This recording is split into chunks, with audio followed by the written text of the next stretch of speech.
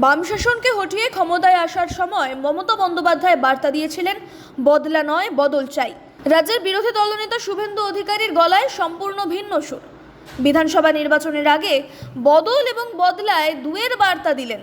আদিবাসীদের হেনস্থার প্রতিবাদ মিছিলে বুধবার ডোরিনা ক্রসিং থেকে এমনই উস্কানিমূলক মন্তব্য করেন তিনি, যার নিন্দায় সরব রাজ্যের শাসক শিবির।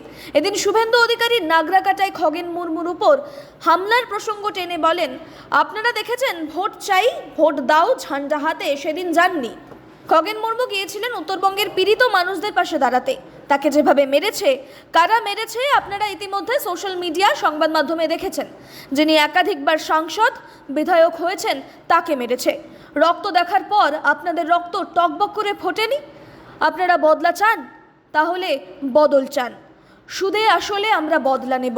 পাল্টা তৃণমূলের অন্যতম রাজ্য সাধারণ সম্পাদক কুণাল ঘোষ বলেন, উনি মানুষকে উত্ত্যক্ত করছেন, প্ররোচনা দিচ্ছেন।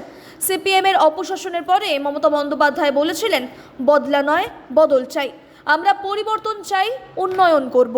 শুভেন্দু খেপাচ্ছেন। তাদের কোন নেতা কোন এলাকায় গিয়ে এবার সমস্যায় পড়বেন তখন আমাদের দায়ী করবেন। মানুষ এমনিই ক্ষিপ্ত, এরপর নিজেদের দায়িত্বে ঘুরবেন।